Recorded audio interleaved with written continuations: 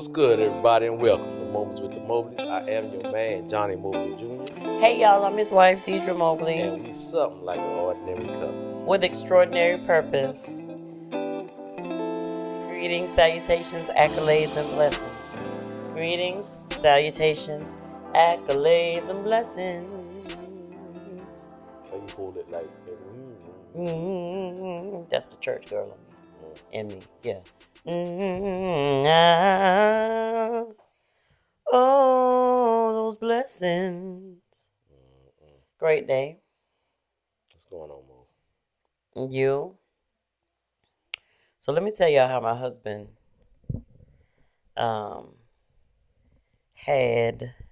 he was served on Mother's Day weekend. I served him.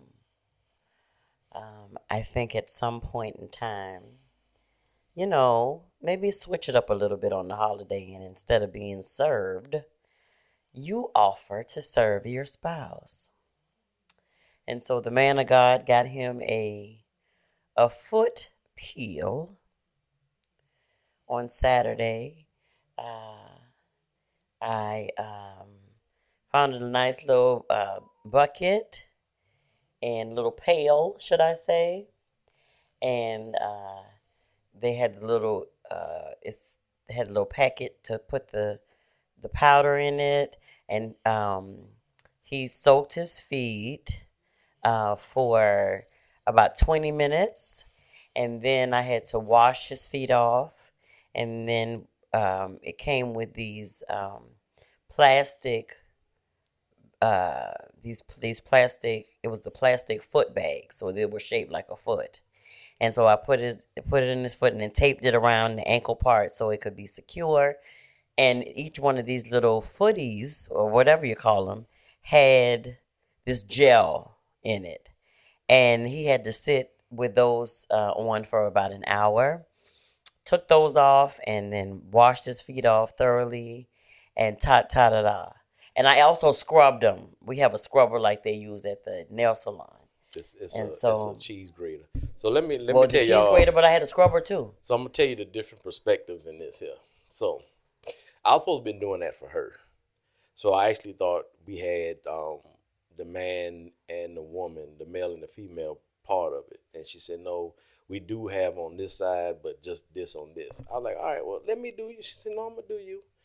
Then while she was doing my foot, I was full.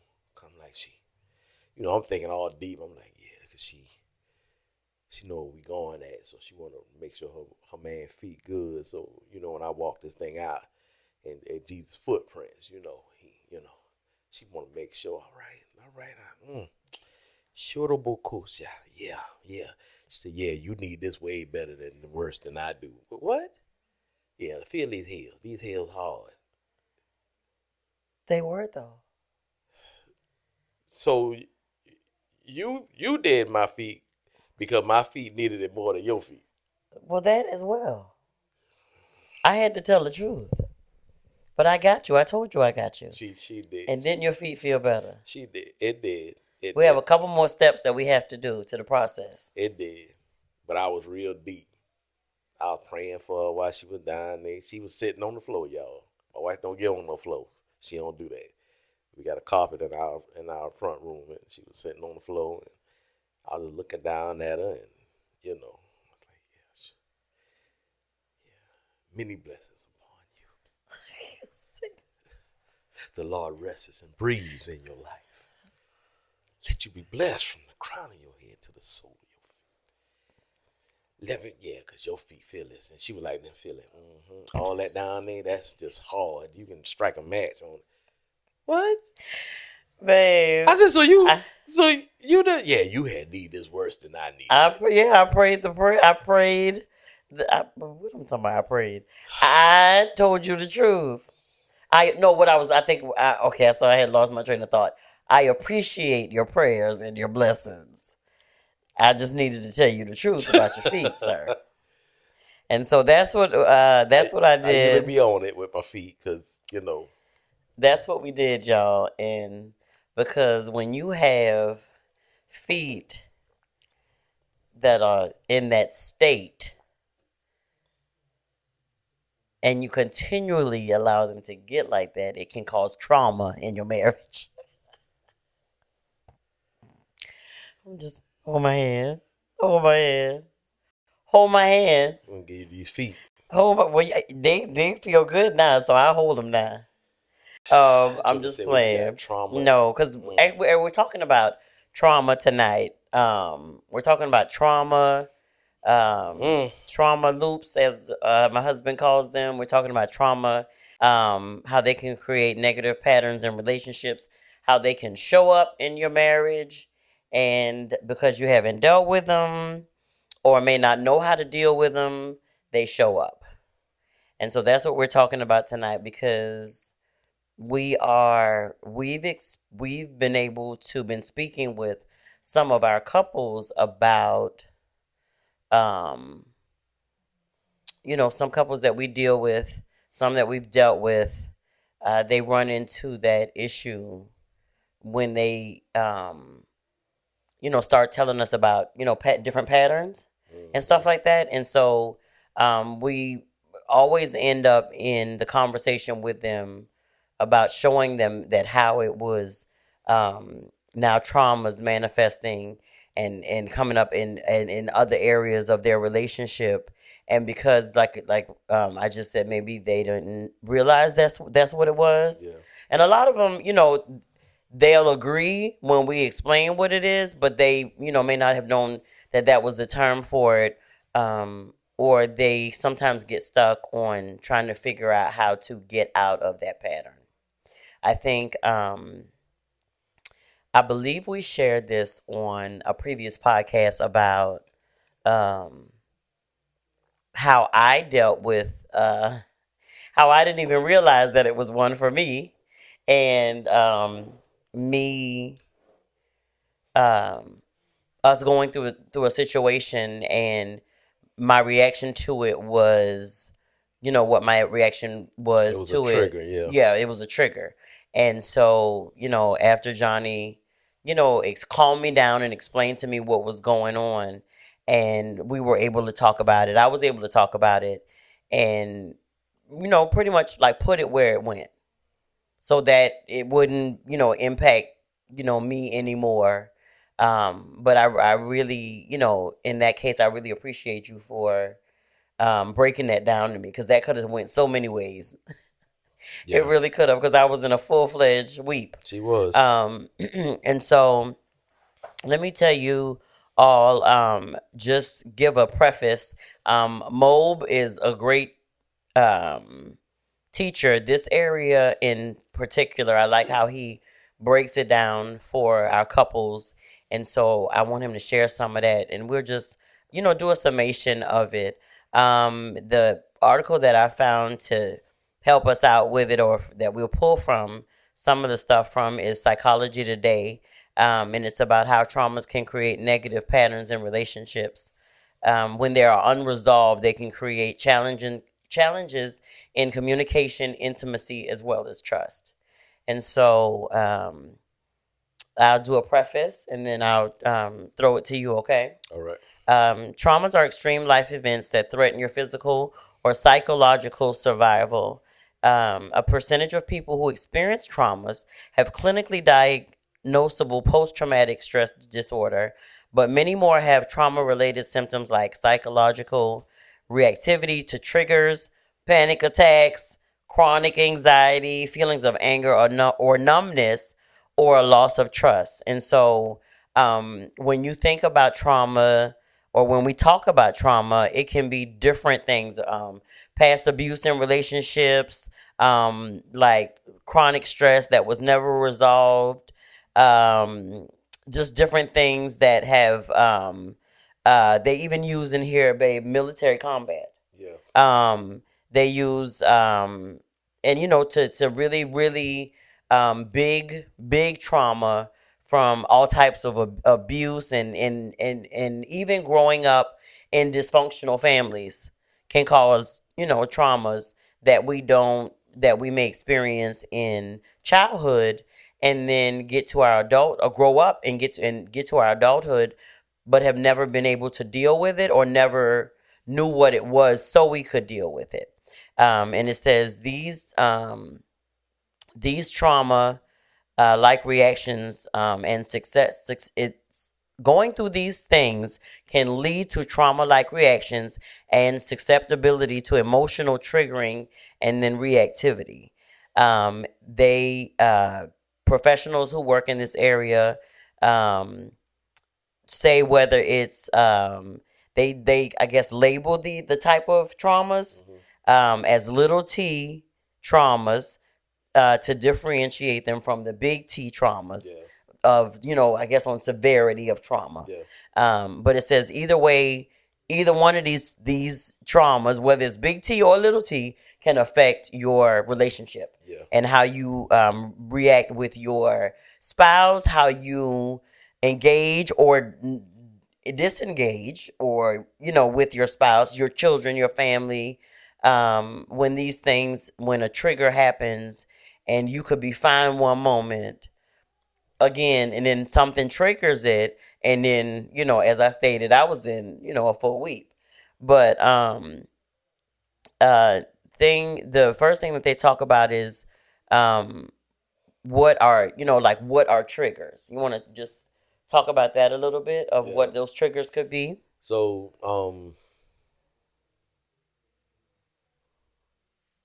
real life stuff. So the little T trigger, and this is the thing that psychologists usually use to differentiate the different ones. Basically, to explain to you that trauma can come from anything. Mm-hmm. Anything can be a trauma. So, like my wife was saying, that the one time that she missed the water bill when we first moved here, and she didn't know how she did. That's a little T trauma, because it was times when we couldn't pay our water bill or couldn't pay a bill, but once we got here, she never wanted that to happen, but it triggered. So us Yeah. coming home and not being able to turn the water on and it ran, it triggered you. Yeah. And And it was we were not dealing with the same company because from where we moved from. Yeah. So this was a new company.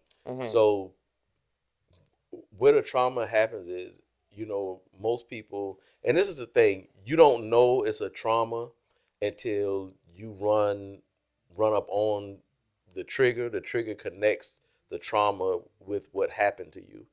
So although that we got through that and it was tough, but in your mind it was a trigger that takes you, and all the trigger does is shoots you back to that time. So you still got all that stuff in your head and your mind and everything else. So the little T's, I can say this, you don't really know that it's a trauma until your body and you respond differently in a different place. So we are in a different place now, but she didn't know that was a trauma. She didn't even know that was in her until it actually happened. Right. And then it triggered her and shot her back to the past, and that's what it was. Now, the big T trauma. My dad, I think my dad served in like 3 different wars. And the last one was when we had the war in Iraq. And, I've never seen any trauma. Well, I'll say I didn't recognize if it was any when I grew up in my parents' house. So I just knew certain things happened, and I just have to figure it was relationship stuff between couples. But this last tour my dad been on, when he came back, he was home for a while, and he was going to get treated for PTSD. And me and my dad relationship now, we hug, because he used to hug me, but it's not like it is now. And I usually kiss him on his cheek or his head, forehead, or whatever the case is. And since I've been doing that, when he left, he came back, and I remember him being on the couch, and he fell asleep. And I walked over. I went to their house, and when I walked in, I hugged and kissed my mom. And then I walked over to my dad to lean over just to kiss him on his forehead. Yeah, that almost became, cause that joker had me, before I knew it, he had me in some kind of hole, and I was like, Daddy, He had me jacked up, boy. He like, boy, you can't do that. My mama was like, hey, you got to be careful when you walk up on them. So that whole trauma there is, that's the big trauma, because what has happened in his life, what he has seen, what he has been through when he was in that environment is still with him. Mm-hmm. So, you know, and it's the trigger was somebody walking up in his space, and he didn't know or recognize that I was walking in his space. Mm-hmm. So when that happened, because he's lived that life, 3 tours and all that, that's a part of him now. Yeah. So, you know, the treatment is to kind of help his mind shift, because I don't think stuff like that, I don't believe that type trauma ever leaves a person. Not after doing 3, because that's being a in a lot war to is a see, traumatic. and death, and Yeah, it's and all traumatic. those things. Yeah. So, you know, but I think what happens is they help him, they help people with PTSD to cope with it. So when the trigger happens, if some type of residue or something happens and the trigger happens, then they're able to control or stop the response to it. Because most people who have trauma, the big T, they just react because that became a part of them, because they was in something for so long. So it's almost like the bad, the good and the bad, they don't know the difference between it. Mm-hmm. They just know that it's different. It's not this. And if anything in the bad, residue, whatever the case is, if a trigger happens, then it all goes to the bad, and then everything that you've been through doing that comes back up. Mm-hmm. So, now I'm gonna tell you this. We talk to couples that have trauma. You do, you know, them big traumas, the big traumas, the big T traumas. You do need to get some type of therapy for it and treatment. But let me tell you the other part of that. You need to go to God, and you need to allow Him to heal you from that stuff. That's a big part of it. The treatment helps you to cope with it. Mm-hmm. God gets rid of it. That's the difference. He can literally renew your mind and your heart to a different place, to where it's not even a part of your life anymore. Mm-hmm. But I mean, in 2023 society, you know, stuff happens crazy all around us, and you know, we just live with it. Yeah. So, most people who haven't been to a war or nothing, anything like that, they don't usually go get help. A lot of people who are in a real deep trauma, and who might have been abused when they was a child, or you know, molested when they was a child, or whatever the case may be, as long as their life now doesn't include that, they feel like they've moved past, until something triggers it. Yeah. And then everything comes back. And then now, because in your mind that would never happen to you again, your response is defense.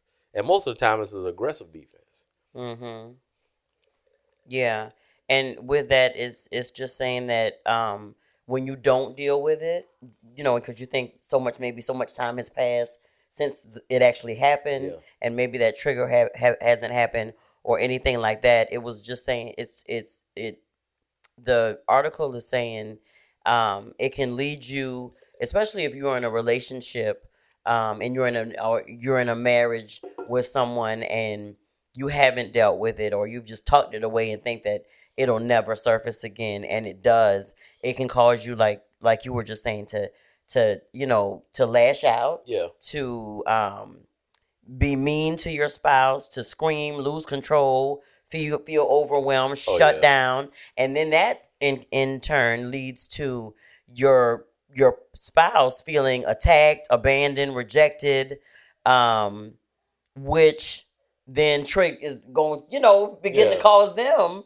to have some type of trauma because of your response to trauma that you never dealt with. Yeah. And so it was just literally saying that the cycle will continue, because now the one thing that you may have went through has now come up as a trigger, and because either you thought you were okay from it, maybe never didn't realize that it was still there, Yeah. or just didn't want to deal with it. Now that's causing you to act a certain way, To cause negative, trauma. right? To cause trauma To to now your cause trauma, spouse or to right? someone else. Right, absolutely, And that's the absolutely. that's the thing. Traumas.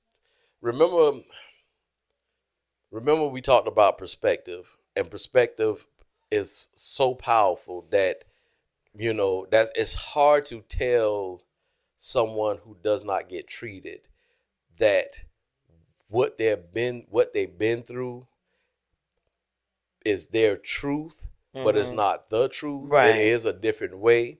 Most people feel like when trauma, as long as they're not seeing it, feeling it, dealing with it, they're in a different atmosphere, they're in a different place, different state, city, whatever it is, then they feel like I'm away from what happened to me. That stuff is embedded. Yeah. The trauma happens to you physically or whatever the case is. The actual action happens to you, but the trauma is the seed that's sowed in your mind, and you can remember stuff. And if you don't get healing from that, if you don't get treated for that, then that part, it just get compartmentalized. And you feel like because you don't see it, you're not in the atmosphere, the people you with are not nothing like the people you were with before, but you don't really know the people. And then, if your husband or your wife, whoever was traumatized, says something or does something, or because being with somebody for a long time, stuff changes. There's levels that you go through as a couple and as a person that changes. You like this, you don't like this no more. I like this touch, don't touch me here no more. I can't stand that. It's just different things. And you could be married for 5, 10, 15 years with no triggers, and then all of a sudden it's a trigger. Yeah. And then your response is whatever that is, which exposes your partner to a trigger.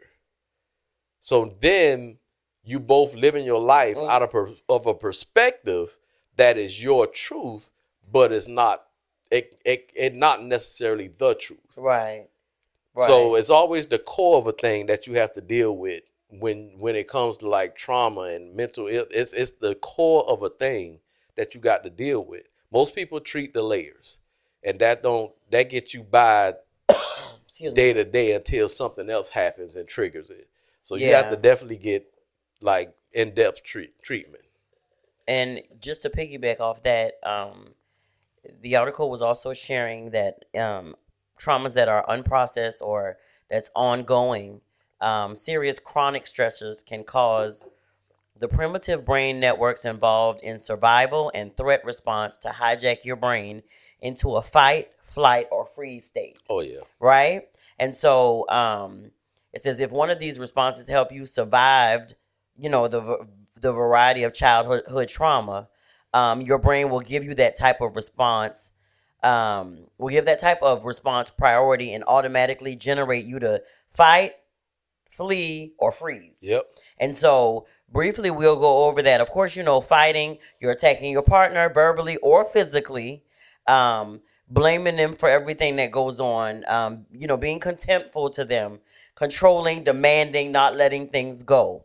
Or flight, you just don't want to deal with it. And so you run, you leave, whether it be for good, whether it be temporarily, you act impulsively and turn away from them, whether it's from intimacy or emotional situations with them, just to, like you said, put it into that room. Yeah.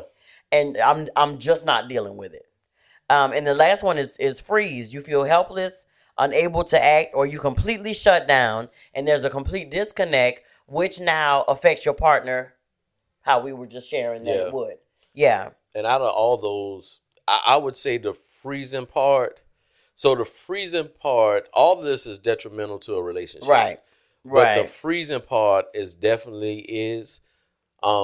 because if something happens and it triggers your partner and you completely shut down, don't talk, don't say anything. You moving different. Your posture's different. Yeah. You responding different.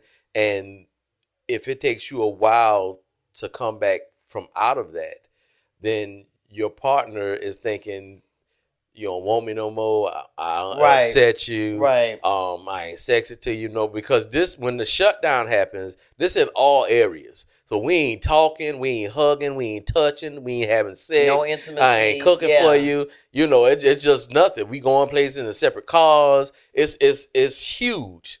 So that's the trauma that causes your partner to believe that they're not enough for you, or you don't want them, or it's a self-esteem thing. Mm-hmm. So, you know, especially if you've been together for a long time, most of the time when this happens in a young relationship, one of you will usually get compliments or are getting compliments from somebody else, and so you just gravitate more to the compliments than you do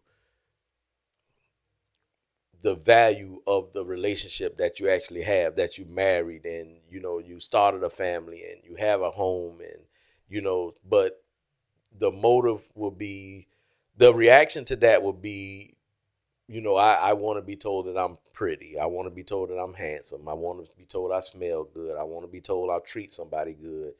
That part is definitely a part that, you know, we need as humans. But if you're not getting that from your spouse because of a trigger that traumatized them, and they never say nothing, they just shut down, then in my opinion, that's one of the most traumatic, that I would say that would be number one on my list as far as the traumatic reaction to the relationship, because it's like we here and we loving each other and we whispering sweet nothings, and then now you walk in the house and you don't even look at me. You won't say nothing. Acknowledge me. I ask you something, you just ain't saying nothing. Yeah. So I think that's the most detrimental. Of course, the flight, the fight one is detrimental as well. Yeah. All of them are, because they're just different responses. And the fight does moment. The fight doesn't necessarily mean a physical fight. That is included, but sometimes it mean a fight of words. Yeah. So you raging at them, blaming them. So you say a lot of stuff, expressing contempt, control, demanding. Yeah. Or just holding on to things longer than you normally would. So something that, you know, we might do together, and we've always, you know, counted this time and this place, and you know, to be special.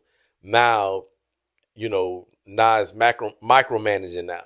We're not doing this. We're not doing this. We're not doing this. It's no conversation. We just ain't doing it. Mm-hmm. We're not doing that. Yeah. So they, you know, that's what the deal. Yeah. So, the freezing part is the person being frightened. So that's detrimental as well, because once you freeze, it's like a fear. It's a fear that you don't want to move forward. So now it seems like you're afraid or intimidated by your spouse. So all these are detrimental to relationships. Yeah. Every last one of them. Yeah. Because if somebody, you know, you bring something up and somebody want to knuckle up with you, they want to argue with you all the time, then detrimental. That would destroy a relationship. If you freezing, if you're afraid of somebody, then you disconnect, you pull away, you move different, you make plans with them that they're not a part. You know, you make plans that they're not a part of, or you think they're out for you, or they're bullying you, or it's just so many different things. So your perspective changes about your spouse. The perspective, and remember what we said, the power of perspective is a powerful, powerful thing. And the reason it's so powerful, because your perspective is what you lived through and how you survived it. So for somebody to come and tell you that, hey, you know, this is not the right way to do it, then that can cause an argument. Yeah. Because you don't know what I've been through. And that's the statement most people say. You don't know what I've been through. You don't know what it took for me to get here. You don't know da da da da da. And they give all this stuff.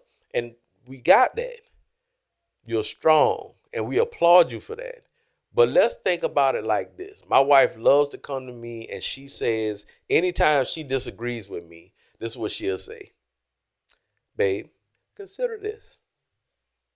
And I'm always open. Now, she can come to me and say, I don't think that's right or whatever. We in a place now that, we'll talk about it. But because of how she brings it to me, it's less talk. If she catch me on the wrong day and she tell me I'm wrong, then I'm going to be like, no, you ain't finna tell me I'm wrong because this is what I did and I did research on this and da-da-da-da-da. So she's created a different way to approach me that doesn't take them 12 seconds for me to get all that out. It takes your guard down. Yeah, There's so no defense she there. said, babe, consider this. And then I'm all ears. And then when she says it, I'll be like, that is a good idea. So what if we do that and then do this? So it's a different way, but it's all in the communication of how you do it. Right. Let's get to a couple other things because I wanted us to be able to get this in as well. The trauma can cause shame as well, especially this one. Shame makes it difficult for you to even hear, well-meaning constructive criticism. You're likely to respond defensively because, of course, you don't want your flaws to be exposed. Right.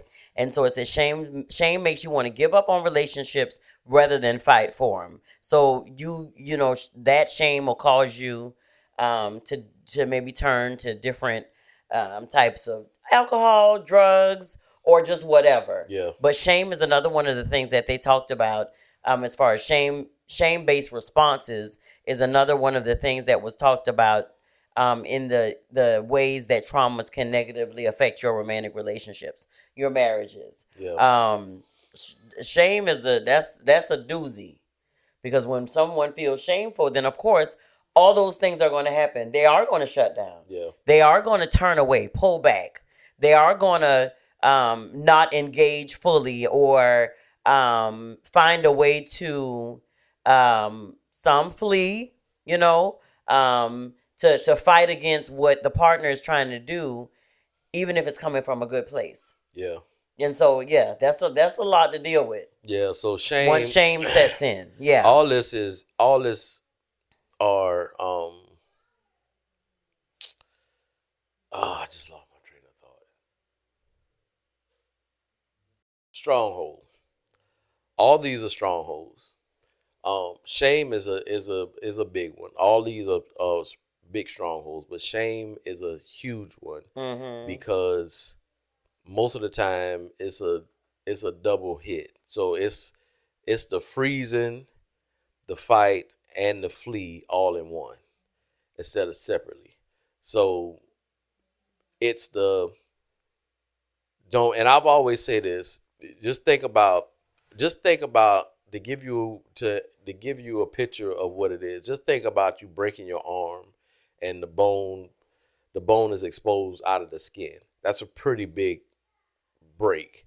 And you don't go to the doctor. You just kind of try to push the bone back in and then you wrap it up. But then your body automatically protects this area of your body more than any other area on you. So if anybody look like they're about to touch it or grab it or whatever the case, pull on it, automatically you slapping their hand and you moving it out of the way or whatever the case is. That's what all this stuff is. That's what shame does. So this one area, you got access to everything on me besides this area here. You don't need to know what's wrong with it. All you need to know is I don't use it like I used to. It's you just don't touch it. So you don't talk about it. So, but when if you're with somebody who wants to know, well, why you never let me touch your arm? Is something wrong with it? Do you need help with it? How can I help you? And then once the questions start, then that's when the flee part happens. First, the fight happens. You don't need to know about that. I gave you 98% of my body. Now you want the other 2 parts. Why you just can't live with what I gave you? And you all da-da-da-da-da-da. And then if it continues, then they're like, yeah, you're not the person I need to be with. Because you're not going to see this. You're not gonna Yeah. see it. You're not gonna touch it. You're not gonna see it. Yeah. Because you're gonna look at me different. And that's what shame is. You're And gonna that's the look at negative, me. because another one of it is negative beliefs about the relationship. Yeah. So that's what you went into. So I just wanted to throw that in Yeah. there. But then that's when that talk of the relationship ain't what it seemed to be, and Yeah. You're not the you're person I not who thought you at, were. right, And right, right, right, you right, know, right. Yeah, yeah. Because and now you that are causes trauma with the other way. That's the little T trauma, because now I'm feeling like you got yeah, something to hide. yeah, So if you don't want me, if you want me to touch every area of your life, even the important ones, even the ones that we believe that makes it happen, but there's one little area over here, this pinky. What's going on with that pinky? Why you won't let me see that? You ain't got to see that. Just leave that alone. That causes trauma. So now the trust part come in. Now I can't trust you. I got 98% of you, but them 2%, making me think I can't trust you now because you yeah, hiding something. yeah, yeah. So all of that, y'all, all of that, because all of them literally tie into one another, and you'll experience one or some of them when not dealing with traumas that have lingered for years and years and years, that you thought you were okay, that you just, you're older, so that was when you were younger. But in all actuality, from having experienced it myself, um, it can become, it can manifest later. And if don't talk about it, don't, deal with it. Mine was, I think you said like a little T. Yeah. And so we were able to talk about it, and he was able to show it to me for what it was, and say, like, it's okay, this is just a mistake that happened. It's not, we had the money to pay it. It was, just a new system, a new company that we were dealing with, and so their billing and their systems were different from the one we had just moved from. The other thing that I want to share is about that the traumas can also lead people to choose unhealthy partners, as well as stay with unhealthy partners. And so that also can show up where, because you've had and trauma has been a part of your life for so long, you attract unhealthy people. Yeah. Without even realizing it. Or you get into a relationship, and then you don't you know that it's not healthy, and it hasn't been from the beginning, but because of the traumas, you may feel like you just have to tolerate it, maybe because nobody else is going to deal with me, or nobody else is going, you know what I'm saying? Yeah. Nobody else is going to, kind of, just deal with my stuff or my junk. So you make excuses for staying in an unhealthy relationship as well. This is what we always tell our Or couples. dysfunctional, should I say. If you grew up a certain way, and you through life, you get tools. Whether they're good, bad, ugly, and different, you get tools. And if you're giving all bad tools and you use bad tools, you get a couple of things in your life that doesn't look like where you came from, or doesn't look like what you've been through, or doesn't look like, whatever the case is. The thing that this does is, if you don't have nothing else to pull from, and this goes back to getting the actual treatment, the therapy, going to God. This all has everything to do with it. If you don't get the treatment, when you get in situations, then it's at some point in time you're gonna have to use something. And if you don't have no new tools, healthy tools to use, then you're gonna probably use what you got. Mm-hmm. So Yeah. a lot of people feel like, because they've been through a whole bunch of stuff from their childhood, regardless of what the situation is, and then they get to a different place in their life, and now it looks different. We're not living in a 1 bedroom, in a bad neighborhood. We living in the suburbians now. We got, a nice house. We got Where we 3 bedroom Suburbans. Oh, What I said? Suburbians. Suburbs. Suburbs now. Sure. Yeah. That was a That was a little bit Anyway. of shade. It's okay. The suburbs now, and everything that looked like what you've been through has changed. And this, I probably can teach on this a lot. So this how the devil, the enemy, uses stuff, because he has the same inner goal, is to isolate you, to disconnect you, but he dresses this up different. So it looks different, which means you feel like you are different. But then once you get in it, you have all the same stuff that you had before that you're using. Yeah. This is a saying that said your skills and your talent can take you where your character can't keep you. It's the core thing in you that helps you move forward in stuff. And if you're not willing to get the help, then what you see is real, but it's not real, because you feel like, because it's a different atmosphere, a different place, a different all these things, then surely I cannot go through what I've been through before, because it don't look nothing like that. The money different, all this other stuff. But then when you get in it, if you have not equipped yourself with the new tools and gotten treatment with it, then when you get there, you go use the same stuff that you lived in before in your new place. That's not going to work. Yeah. And so Johnnie literally went into the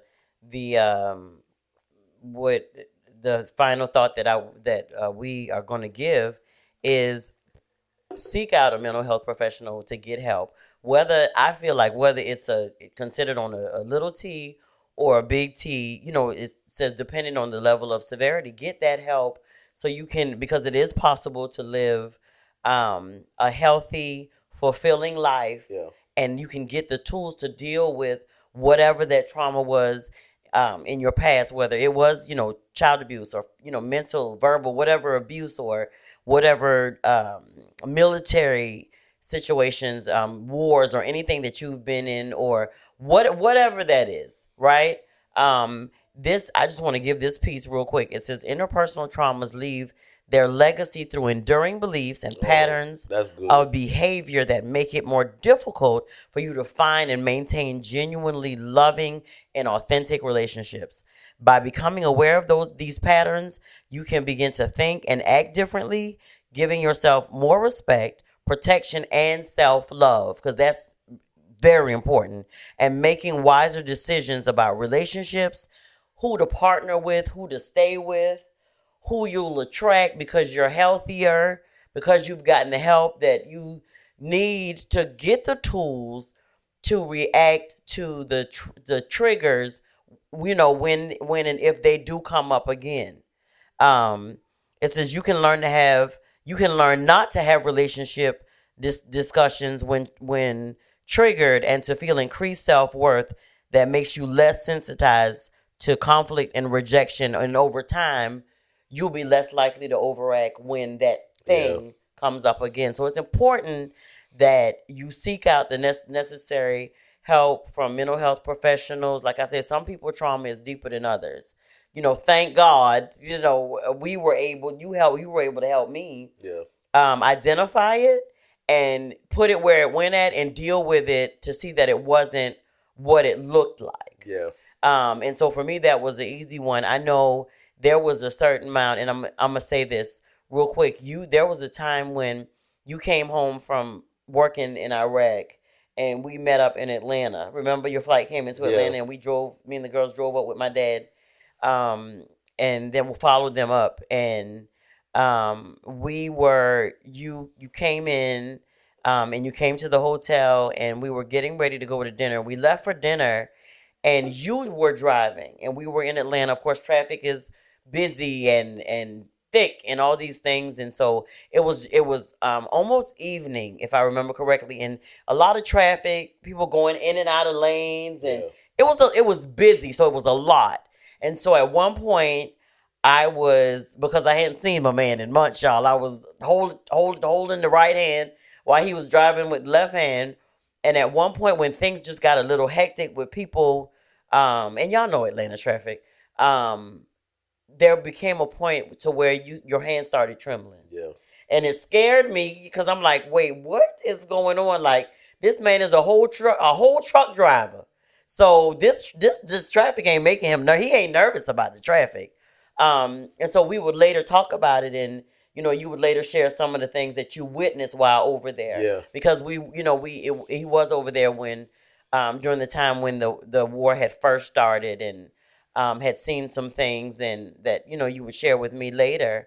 But I'm glad that you were, because in that moment I immediately just start praying, praying to myself for you. Yeah. Because even though I didn't know the story at that time, I knew that there was some residue from what you had Yeah. experienced while over there. Yeah. And so, like we said, just make sure that y'all reach out. There are, I know there are different agencies in your city.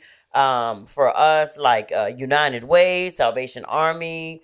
I'm sure you can Google it. Mental health professionals in your city. Some of those sites like Angie's List or Thumbtack, or just wherever. Just Google it to be able to find somebody who is a mental health professional that can help you get the help that you need, so you can live a life free from always being triggered and not knowing how to deal with it. And that's what the trauma loop is. When I was talking about from your old to the new, and then you find yourself every time you level up that your response is the same. You see in the same stuff. That's the trauma loop. Your life is. We always talk about this. Life is a one-way journey, because once today is gone, you can't get that back. You can make plans to do certain things, but you can't get that day back. So life is a one-way journey. And if you keep finding yourself back by this tree or this stone or this stump or whatever the case is, and you can't seem to get out of it, that's when you know that's a trauma. That's a trauma loop. So if you don't think you are, but that keep happening to you, whether you're on a job, you need to look at that and evaluate that. And do your research on whoever you choose to get help from. Yeah. I do have several certifications that I'm good and that I'm qualified to do stuff. You've been trained. So so if y'all want to reach out, www.momentswiththemobleys.com, our website, email us at info@momentswiththemobleys.com.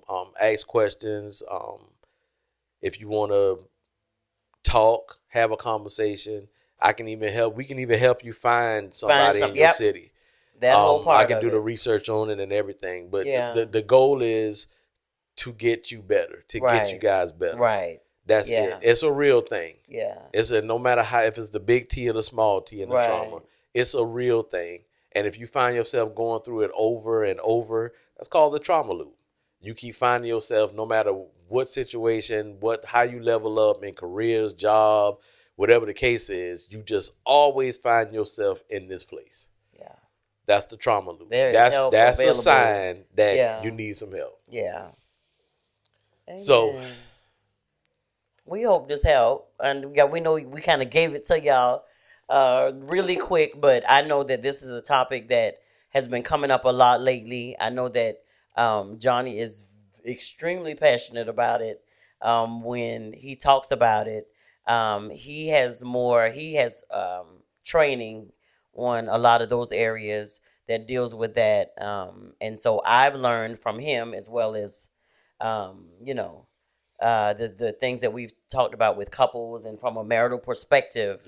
When dealing with that. And so you just get the help. Don't be ashamed. Don't be fearful. You can be free from all of that. Yeah. Yeah. So if you got a 1962 Cadillac or a 2023 Cadillac, don't matter. It's brand new. One is old. You got to go get all change. Period.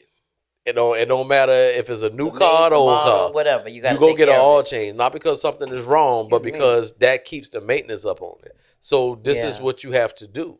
It doesn't make you look a certain way. All that is the stronghold. If you feel like going to get help makes you look like you just ain't got it, or you silly or dumb or whatever the case is, that's the stronghold. Yeah.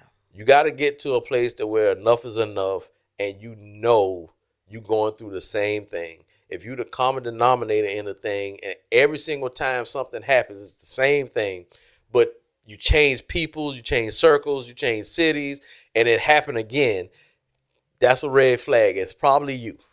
Go get some help, y'all. It's probably you. Yeah.